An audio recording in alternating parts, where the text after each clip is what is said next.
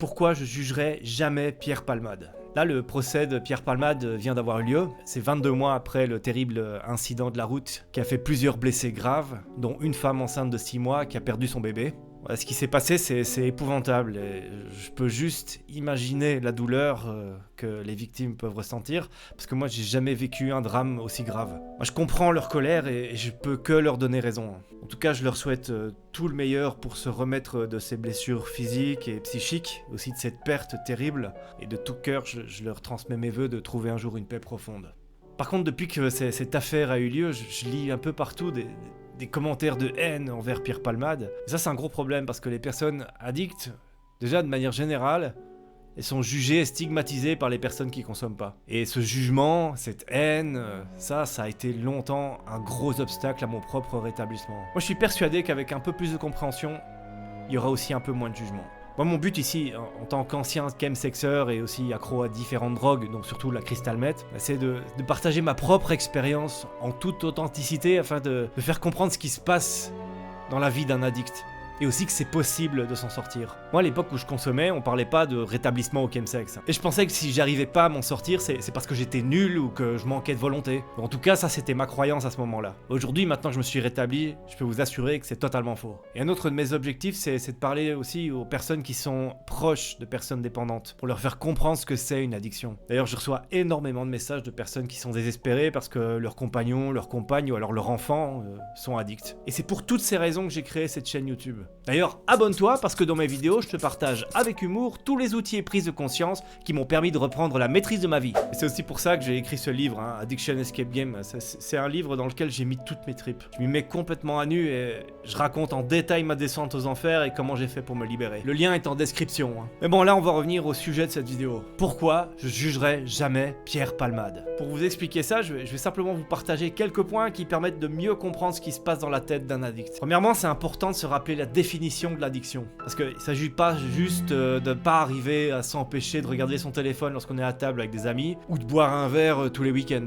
Non, l'addiction, c'est un état caractérisé par un besoin compulsif et irrépressible de consommer une substance ou de s'engager dans une activité, malgré les conséquences négatives. Voilà, ça c'est super important parce que effectivement, il ne s'agit pas de mauvaise volonté ni d'un effort de raison. C'est une perte totale de maîtrise. Au début, quand je pratiquais le chemsex, c'était juste une activité que je faisais de temps en temps et qui m'amusait beaucoup, quoi. Et je consommais uniquement dans ce cadre-là. J'y voyais absolument aucun risque. Mais à force de répétition, ça a pris toute la place dans ma vie. Jusqu'au moment où j'ai eu une très grave expérience, vraiment épouvantable, absolument horrible, qui m'a emmené aux urgences. Et c'est à partir de là que j'ai voulu m'en sortir. Et ça a été le début d'un très long cheminement qui a été jalonné de rechutes et d'autres expériences épouvantables. Ça a mis plusieurs années. Au fur et à mesure, j'ai eu de plus en plus de psychoses toxiques, des paranoïas, des peurs, et je savais très bien que ça pouvait arriver. Mais ça, cette pensée-là, elle m'empêchait pas de consommer. C'était plus fort que moi. Et même, je me disais souvent que cette fois-ci, peut-être que j'aurais pas ces mauvaises expériences. Et d'autre part, je savais aussi, par exemple, que pour redescendre, il me fallait un certain temps. Avec la crystal meth, ça peut prendre jusqu'à 48 heures. Et ça non plus, ça m'a jamais empêché de consommer jusqu'à quelques minutes avant de travailler. Voilà, encore une fois, c'était plus fort que moi. J'étais sous l'influence de substances psychoactives. Et ça, sous l'influence de la drogue, je peux vous dire, j'en ai fait des conneries, mais absolument impensables. Et je raconte tout dans le livre. Et moi aussi, là, comme Pierre Palmade, même si je savais que c'était pas une bonne idée, je prenais le volant. Et très souvent même, ça m'est très souvent arrivé. J'aurais pu moi aussi provoquer un accident terrible sur l'autoroute parce que je m'endormais au volant. Il faut dire que parfois je restais éveillé pendant une semaine complète. Parce que je parvenais pas à m'arrêter.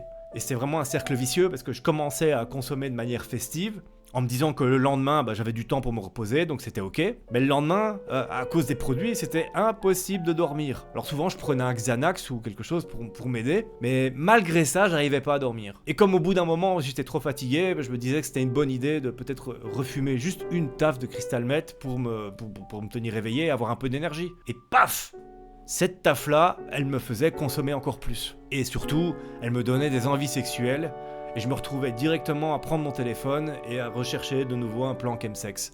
Et puis voilà, c'est là le cercle vicieux. C'est ainsi de suite, comme ça, pendant une semaine. Et pendant cette semaine, j'avais très souvent des prises de conscience. Comme quoi, ce serait mieux d'arrêter, de me reposer. Mais c'était impossible de m'arrêter. Impossible. Et c'est justement à cause de ce cercle vicieux que c'est important dans le rétablissement de mettre tout son focus sur la première dose.